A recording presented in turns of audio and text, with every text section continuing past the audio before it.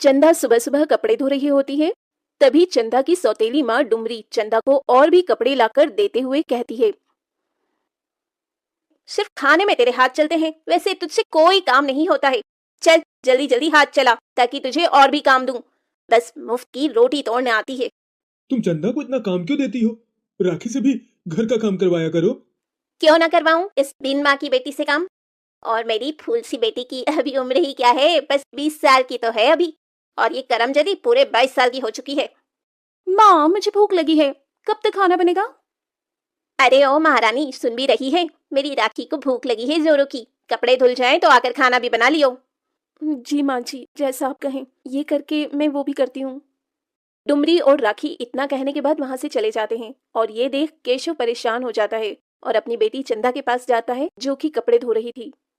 चंदा बेटी, मुझे माफ कर दे। मैं ही तेरा गुनहगार हूँ। मैंने तो सोचा था कि तेरी माँ के जाने के बाद डुमरी तुझे तेरी माँ की तरह प्यार देगी, लेकिन मैं शायद भूल गया। सौतेली तो आखिर सौतेली ही होती है, और आज तक डुमरी ने बस तुझ पर अत्याचार ही किए हैं। नहीं पिताजी, इसमें आपकी भी कोई गलती नहीं है। हाँ, आपने तो ये सब मेरे लिए ही किया था ना, लेकिन मैं ही अभागी हूँ जो मेरी किस्मत में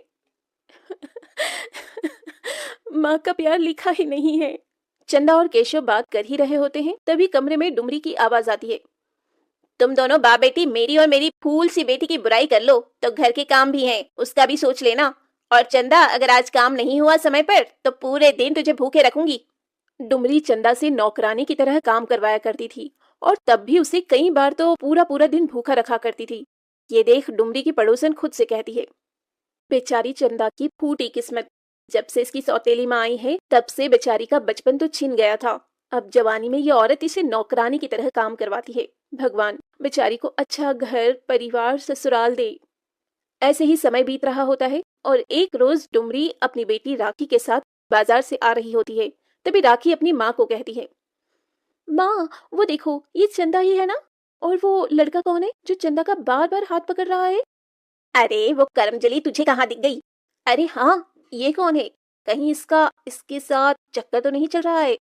अगर ऐसा है तो आज मैं इसकी टांग तोड़ दूंगी। माँ, मैंने इसे अपने घर के आसपास भी घूमते देखा है और अब तो मेरा शक भी यकीन में बदल गया है। चंदा का इसके साथ चक्कर चल रहा है। अभी यहाँ रोड पर तो मैं तमाशा नहीं करना चाहती हूँ, लेकिन आज इसे घर आने दे। जिन दो पैरों से ये इससे अपना मुंह काला करवाने आई है, वही दोनों पैर मैं आज इसके तोड़ डालूंगी। अब राखी और डुमरी केशव के कान भरकर चंदा के आने का इंतजार करने लगते हैं। चंदा जैसे ही घर आती है, डुमरी चंदा का बाल पकड़कर उसे दरवाजे से खींचकर घर के अंदर लाती है। अरे माँ, ये अब क्या कर रही हैं? माँ नहीं, मेरा बाल छोड़ो। आप ये क्या कर रही हैं माँ? आप सुन तो रही हो ना? माँ मुझे दर्द हो रहा है। करमजली अभागी, तो इस घर का नाम मिट्टी में मिलाना चाहती है? कौन है वो जिससे तू चिपक चिपक कर बातें कर रही थी? वो माँ, वो मैं आपको बताने ही वाली थी। मैंने कमल के बारे में पिताजी को बताया था। पिताजी, आप कुछ बोलते क्यों नहीं? वो क्या बोलेगा? दोनों बाप बेटी ने मिलकर इस घर का नाम मिट्टी में मिलाने का जो फैसला ले रखा है। अरे तुम दोनों चाहते क्या हो? डुमरी चंदा को खूब मारती है और खाना भी नहीं देती। केशव भी चंदा को नहीं बचाता क्योंकि उसे भी अपने घर की इज्जत प्यारी थी। इस वाकये के बाद ही डुमरी चंदा के लिए लड़का देखना शुरू कर देती है। तुम इसकी 10 दिन के अंदर शादी करोगे, वरना मैं ये घर छोड़कर चली जाऊंगी। इसे तुम किसी दूध वाले के हाथों में या फिर किसी कबाड़ी अखबार या दलाल के हाथ बेच दो, लेकिन ये लड़की 10 दिन के अंदर यहाँ से जानी चाहिए। मैं देख रहा हूँ इसके लिए लड़का। अब तुम शांत हो जाओ और मुझे भी शांत रहने दो।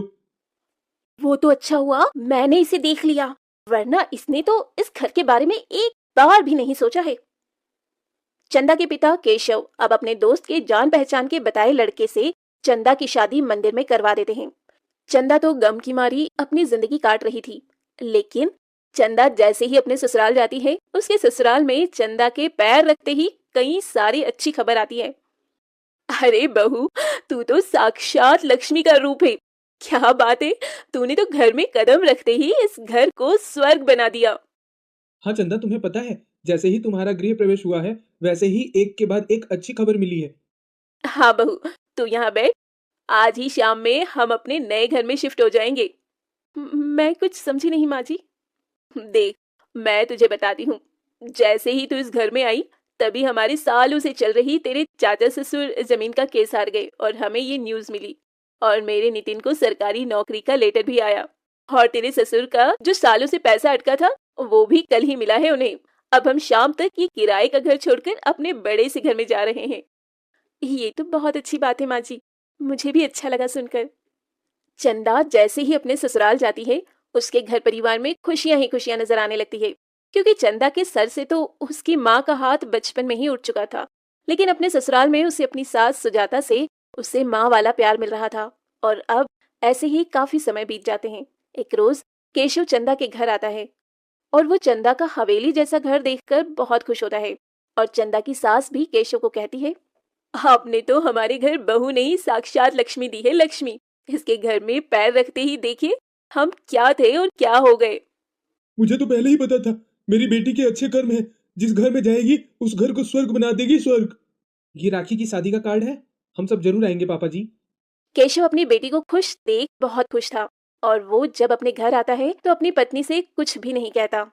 दे आए महारानी को शादी का कार्ड। मैंने तो मना किया था कि कोई जरूरत नहीं है उसे राखी की शादी में बुलाने की, वो उस लायक ही नहीं है। लेकिन नहीं, आपको तो अपनी लाडली को बुलाना है। अब तुम चाहे उसे कितना भी कोस लो डुमरी, अब मेरी बेटी जहाँ भी है बहुत खुश है और अपनी पुरानी जिंदगी को भूलकर आगे बढ़ रही है। अब ऐसे ही कुछ समय बाद शादी वाले दिन शादी की सभी तैयारियों के बीच लड़के वाले राखी से शादी करने से इनकार कर देते हैं, क्योंकि उन्हें और भी दहेज में पैसे चाहिए थे। ये सुन डुमरी लड़के वालों के सामने हाथ जोड़े खड़ी होती है। बगल में केशव भी होता है। हमने तो आपको पहले ही 1 लाख रुपया दिया है, एक महंगी गाड़ी भी दी और अपनी बेटी भी दे रहे हैं, और अब भी आप और पैसे मांग रहे हैं। हम गरीब लोग कहाँ से लाएंगे इतना पैसा।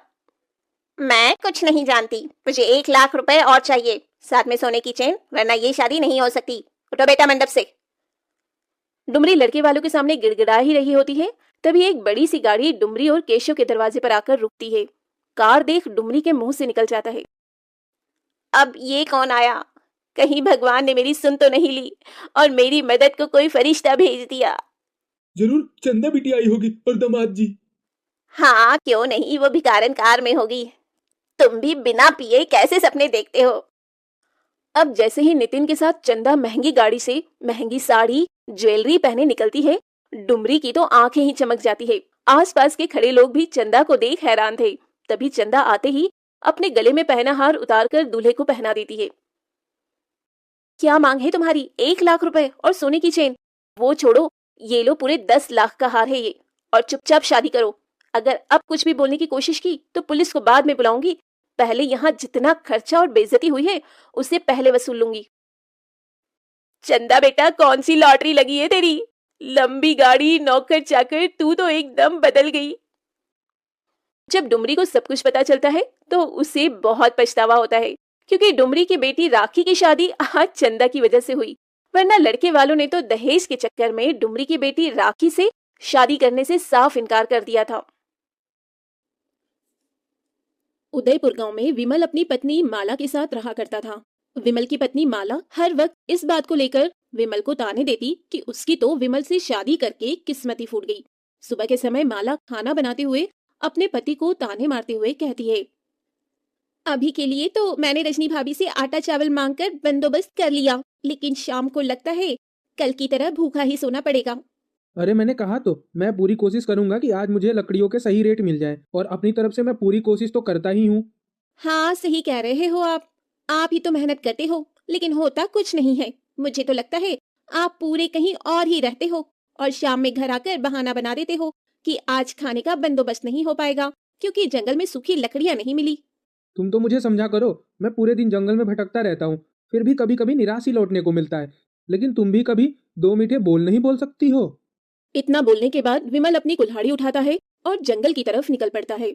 मायूस होकर विमल जंगल की तरफ चलता जा रहा होता है। तभी वो मन में सोचता है, आज पता ही नहीं क्या ही होगा। सोच तो रहा हूँ पूरा जंगल छान दूं, लेकिन खाली हाथ घर ना लौटूं। यही सोचता हुआ विमल जंगल में पहुंचता है और जंगल में घूम घूम पेड़ों को देखने लगता है कि आखिर कौन सा पेड़ काटने लायक है, ताकि वो अच्छे दामों में बिक सके। ये पेड़ तो कुछ खास नहीं है, ये काट लेता हूँ। ये वाला कुछ खास नहीं है, ये वाला ठीक है। आज तो इससे बस अच्छे खासे पैसे हो जाएं। ये बोलकर जैसे ही विमल पेड़ पर कुल्हाड़ी से वार करता है, वैसे ही विमल की कुल्हाड़ी टूट जाती है और ये देख वो अपने सर पर हाथ रख वहीं बैठ जाता है और उदास हो जाता है। सुबह से शाम अपने टूटे हुए कुल्हाड़ी के साथ विमल उसी पेड़ के नीचे बैठा होता है, लेकिन तभी उसके कंधे पर किसी का हाथ आता है और जब वो पीछे मुड़कर देखता है तो हैरान रह जाता है। अरे सुनिए, मैं सूरज और ये लता, हम दोनों शहर से गांव आए हैं। क्या यही है उदयपुर गांव? हाँ हाँ, यही है उदयपुर गांव। लेकिन आप दोनों कौन हैं और यहाँ किस काम से आए हैं? दरअसल हम यहाँ ये कह रहा है कि हम यहाँ घूमने आए हैं, गांव पर रिसर्च कर रहे हैं और हमें भूख लग गई है, काफी दूर से चलकर जो आ रहे हैं। लेकिन आप यहाँ बैठे क्यों थे और परेशान भी लग रहे हैं? अरे क्या बताऊं, ये मेरी कुल्हाड़ी टूट गई। कल रात भी भूखा ही सोना पड़ा था जब लकड़ियां नहीं मिली, और आज भी भूखा ही सोना पड़ेगा क्योंकि लकड़ी तो मिल गई पर कुल्हाड़ी टूट गई। हम आपकी मदद कर सकते हैं, लेकिन एक शर्त है। आपको भी हम दोनों की मदद करनी होगी खजाना ढूंढने में। तुम पागल हो? उस खजाने के बारे में इसने किसी चौथे को बता दिया तो हम दोनों तो बर्बाद होंगे ही, साथ में वो खजाना भी हमारे हाथ तो क्या सपने में भी नहीं आ पाएगा। हमें इस पर विश्वास तो रखना ही होगा। क्या आप हमारी मदद करेंगे उस खजाने को ढूंढने में? ऐसा नहीं है कि हम आपकी मदद नहीं करेंगे, बल्कि हम आपकी भी मदद करेंगे। इस गांव में खजाना है और हम जैसे अनपढ़ लोगों को इसके बारे में कुछ पता भी नहीं है। बल्कि आप शहर के रहने वाले, शहर से यहाँ इतनी दूर इस गांव में खजाना ढूंढने आए हो, तो मैं आपकी मदद करूंगा पूरी ईमानदारी से। गांव के अनपढ़ लोग, बस एक बार खजाने का पता तो चल जाए, उसके बाद इसका हिस्सा तो क्या, इसके शरीर का हिस्सा भी इसके घर वालों को मिलना नामुमकिन हो जाएगा। आप लोग मेरे घर चलो, कल सुबह ही मैं आपको उस जगह ले जाऊंगा जहाँ का आप मुझे नक्शा बता रहे हैं। ठीक है, लेकिन ये पैसे तुम रखो। तुम हमें घर ले जा रहे हो और हमें भूख भी लगी है। इससे तुम राशन ले लो ताकि आज रात और सुबह के खाने का बंदोबस्त तो हो ही जाए। आपका बहुत बहुत शुक्रिया। अगर आप आज नहीं होते, आज रात भी मुझे और मेरी पत्नी को भूखा ही सोना पड़ता। अरे ये तो मेरा फर्ज है और आप हमारी मदद भी तो कर रहे हैं, इसलिए अब हमें चलना चाहिए, शाम होने वाली है। अब जैसे ही विमल उन दो शहरी लोगों को अपने घर लेकर पहुंचता है तो विमल की पत्नी माला भी उन दो अनजान लोगों को देख हैरान रह जाती है। ये कौन है? मेरे मायके वाले तो नहीं, और आपके ससुराल वाले तो इतने अच्छे दिखते भी नहीं। फिर कौन है ये लोग? यहाँ तो खुद के खाने पीने पर आफत है। नमस्ते जी, मैं सूरज, ये लता। हम बस आपके घर सुबह तक ही रुके हैं और हमें कुछ ज्यादा भी नहीं चाहिए। हम तो नीचे भी एक चादर पे सो जाएंगे। अरे जान ना पहचान, आप हमारे मेहमान। अपनी पत्नी की ये बातें सुनकर विमल अपनी पत्नी का हाथ पकड़कर एक कोने में लेकर जाता है और अपनी पत्नी से कहता है, तुम पागल हो क्या? मैं तो तुम्हारी सुन लेता हूँ। अगर ये नाराज हो गए तो घर आई लक्ष्मी यहाँ से चली जाएंगी। अरे ये क्या भगवान है या हमें पैसे देने आए हैं? इनके रहने से लक्ष्मी आने का क्या मतलब है? वो सब मैं तुम्हें बाद में समझाऊंगा, लेकिन अभी तुम इतना समझो कि ये लोग हमारे लिए साक्षात माता लक्ष्मी है। माला ये सुन अपने पति की बात मानकर घर आए उन लोगों के लिए खाना पीना बनाकर देती है और देर रात सबके सो जाने के बाद सूरज अपने मन में कहता है, इस खजाने के बारे में मैंने काफी समय से रिसर्च किया है और बस इसमें मैं सफल हो जाऊं, उसके बाद मेरे पास किसी चीज की दिक्कत नहीं होगी और बिमल को भी शायद कमाने की जरूरत नहीं पड़ेगी। अब अगली सुबह विमल उठकर पूजा पाठ करके घर से निकलने लगता है और उसके साथ लता और सूरज भी होते हैं। ऐसे में माला अपने पति विमल से कहती है, सुनो, आपने तो कहा था कि ये साक्षात माता लक्ष्मी है, तो ये कहाँ जा रहे हैं? इनसे तो हमें कोई धन का लाभ नहीं हुआ। हर चीज की जल्दीबाजी क्यों रहती है तुम्हें? थोड़ा सब्र करो, आता हूँ तो सब बताता हूँ। इतना बोलकर विमल उन शहरी लोगों के साथ घर से निकल जाता है और जंगल की तरफ बढ़ता है। जैसे जैसे सूरज विमल को बताता है, वैसे वैसे विमल जंगल की तरफ बढ़ता चला जाता है। हम घने जंगल में पहुंच चुके हैं और आगे जाना खतरे से खाली नहीं है, क्योंकि आगे कोई भी नहीं जाता। आगे जंगली जानवर का खतरा है। हमें आगे जाने की जरूरत भी नहीं है, क्योंकि यहीं पर वो खजाना नक्शे के मुताबिक हम सही जगह खड़े हैं। तो खड़े क्यों हैं? जल्दी ढूंढो, कहाँ है वो खजाना? अब तीनों ही मिलकर खजाना ढूंढने लगते हैं। तभी लता एक रस्सी में फंसकर गिर पड़ती है और उसी रस्सी में खजाना बंधा था, जो रस्सी के सहारे ऊपर आने के साथ खजाने का संदूक प्रकट करता है, जिसमें ढेरों सोने के सिक्के और एक हथौड़ी होती है। इतना सारा सोना मैंने तो सिर्फ कहानियों में सुना था, लेकिन आज देख भी रहा हूँ। हे प्रभु, ये क्या है? ऐसा भी हो सकता है क्या? विमल, तुमने हमारी बहुत मदद की है, तो मैं चाहता हूँ कि तुम ये सोने के हथौड़ा अपने पास रखो और ये सोने के सिक्के हम। इसे ये भी क्यों देने? सारी मेहनत तो हमारी है ना। अगर आपको ऐसा लगता है तो आप ये रख सकती हैं। वैसे भी मैं गरीब आदमी, बैठकर खाने की आदत नहीं है, मेहनत मजदूरी कर कर घर चला ही लूंगा। ना ज्यादा पैसों का लोभ है, ना ही बचाने का। जो आता है खुशी खुशी खाता हूँ। नहीं नहीं विमल, तुम इसके हकदार हो। तुम मेहनती होने के साथ ईमानदार भी हो। मुझे तुम्हारी ईमानदारी और नेक दिली पसंद आई। वो दोनों शहरी लोग तो खजाने के संदूक के साथ गांव से शहर के लिए निकल जाते हैं। वहीं दूसरी तरफ विमल अपने घर आता है, वो भी खुशी खुशी, और अपनी पत्नी को सारी बातें बताता है। हे प्रभु, इस इंसान को बुद्धि दो। उन लोगों ने आपको मूर्ख बनाया, इतने सारे सोने के सिक्के ले गए और आपको थमा दिया ये हथौड़ी, जिसे बेचकर ज्यादा से ज्यादा महीने 2 महीने आप आराम से खा सकते हैं। बस इससे आपका कौन सा भाग्य चमक गया? नहीं नहीं, मैंने तो बस रास्ता बताया था और उन्होंने भी खुशी खुशी मुझे यह हथौड़ी दे दी। तुम शक्ल से ही नहीं, अक्ल से भी मूर्ख हो, और वो दोनों शहरी लोग तुम्हें मूर्ख बना गए।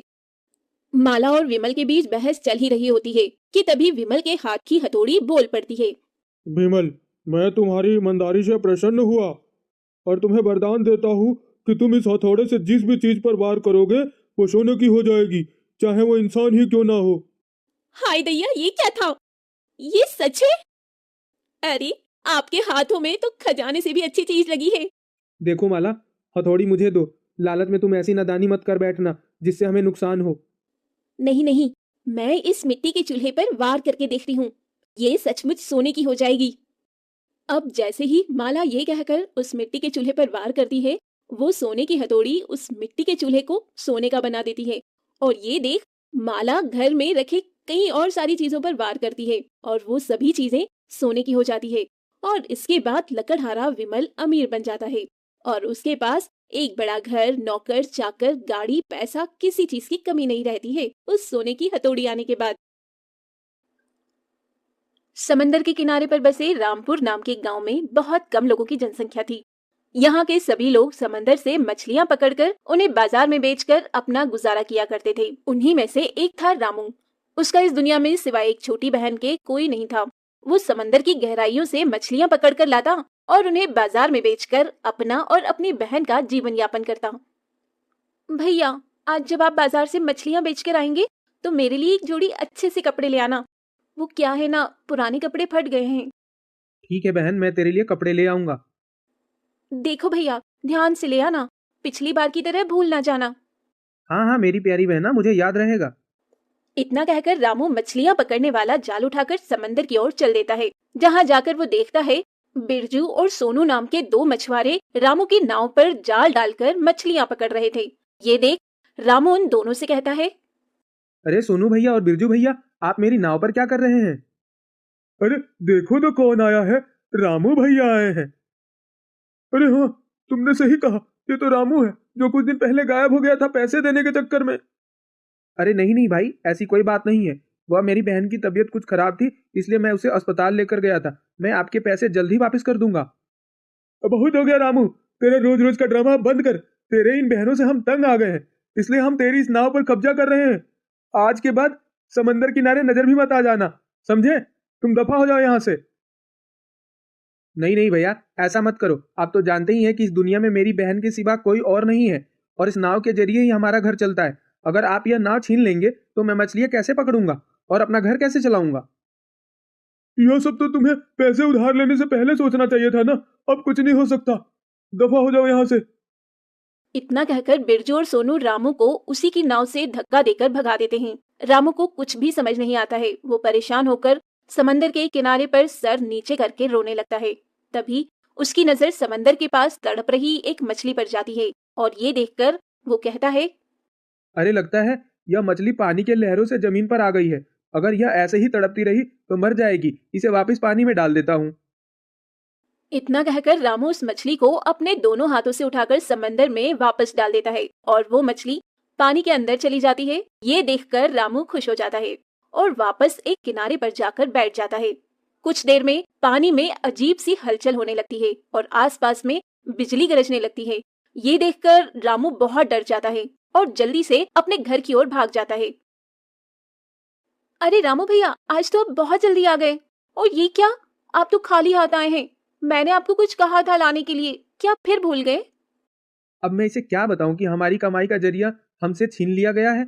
अगर मैंने इसे सच बता दिया तो इसे बहुत दुख होगा, कुछ बहाना करना होगा। क्या हुआ भैया? कुछ नहीं बहन, वो आज मेरी तबीयत कुछ ठीक नहीं है ना, इसलिए मैं घर जल्दी आ गया, माफ करना। अच्छा, कोई बात नहीं भैया, आप आराम करो, मैं आपके लिए कुछ खाने को लेकर आती हूँ। इतना कहकर मीना बाहर चली जाती है। तभी पास की एक औरत कमला रामू के घर आती है और रामू से कहती है, अरे रामू, कहाँ हो तुम? जल्दी आओ, बहुत खुशी की बात सुनानी है तुम्हें। क्या हुआ कमला दीदी?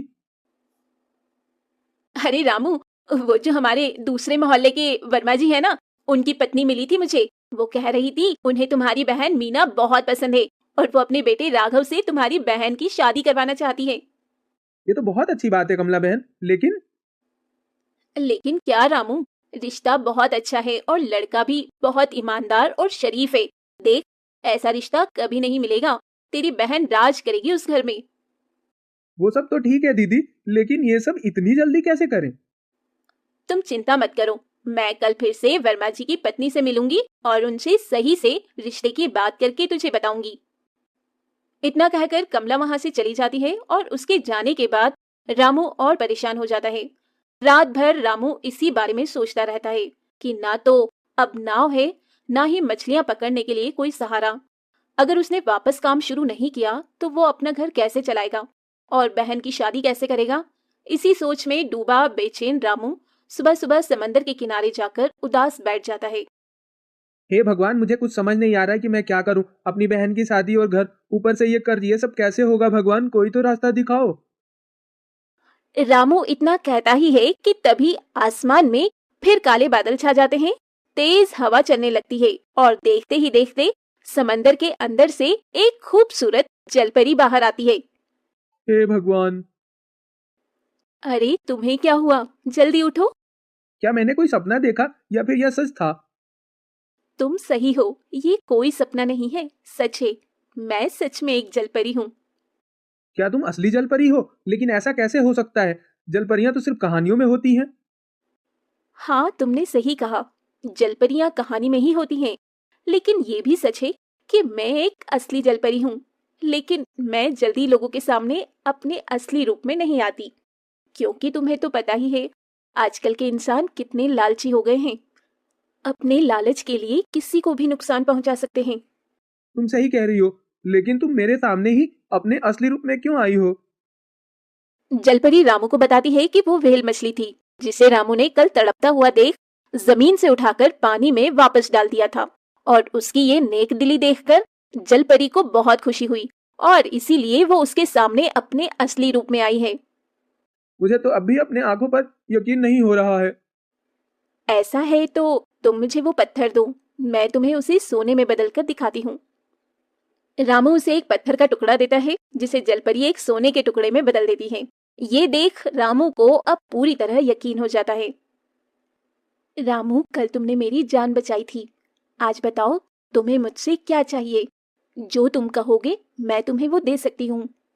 नहीं नहीं, मुझे आपसे कुछ नहीं चाहिए जलपरी जी। ठीक है, तो तुम्हें जब भी मेरी मदद की जरूरत हो तुम मुझे एक बार पुकारना, मैं तुम्हारे सामने आ जाऊंगी।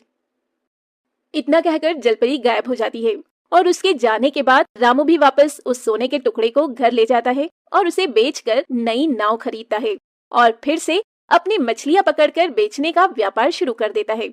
ये देख सोनू और बिरजू हैरान हो जाते हैं और रामू से कहते हैं, ये सब क्या है? रामू कल तक तो हमारे आगे अपनी नाव वापस मांगने की भीख मांग रहा था, और अब तेरे पास ये नाव कहाँ से आ गई? उससे तुम्हें क्या मतलब? तुमने तो अपना कर्जा चुकता कर लिया ना। अब अपने काम से काम रखो। वाह रे वाह, इसकी तो जुबान भी बहुत लंबी हो गई है।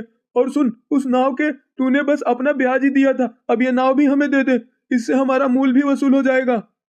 ऐसा मत करो, अब मेरे पास यही सहारा है। मुझे मेरे बहनों की शादी के लिए पैसा जमा करना है। अगर तुम ये भी ले लोगे तो मैं उनकी शादी कैसे करूंगा? अगर कोई शादी ना करे तो हमें बता देना, हमारा सोनू तेरी बहन से शादी कर लेगा, बहुत अच्छा बच्चा है ये। इतना कहकर बिरजू और सोनू फिर से रामू की नई नाव लेकर चले जाते हैं और लाचार रामू रोता हुआ वापस जलपरी के पास जाता है और उसे सब बताता है। ये सुनकर जलपरी रामू को एक मोती देती है और कहती है, रामू, तुम इस मोती को अपने घर के बीचों बीच कहीं दफन कर देना और चैन की नींद सो जाना। अगली सुबह तुम्हारी जिंदगी पूरी तरह से बदल जाएगी। ठीक है जलपरी जी, अगर ऐसा है तो मैं यही करूंगा। इतना कहकर रामू वहां से चला जाता है और घर जाकर जैसा जलपरी ने कहा वैसा ही करता है।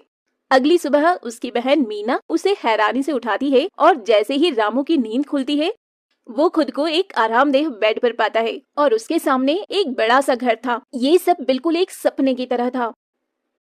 देखिए भैया, ये सब क्या हो गया? अचानक सब बदल कैसे गया? ये हमारा घर नहीं है, फिर ये जादू कैसे हुआ? तू नहीं समझेगी पगली। रामू से जलपरी की सच्चाई बताता है। ये सुन मीना हैरान भी थी और खुश भी थी कि अब उनके जीवन के सभी दुख खत्म हो जाएंगे और रामू भी अपनी इकलौती बहन की शादी धूमधाम से करवा सकता है। और तो और अब उसे किसी का कर्जा भी नहीं देना था। वहीं जलपरी अपने जादू से सोनू और बिरजू को रामू को परेशान करने की सजा देती है कि वो दोनों ताउम्र समंदर में यहाँ से वहाँ बस भटकते रहेंगे।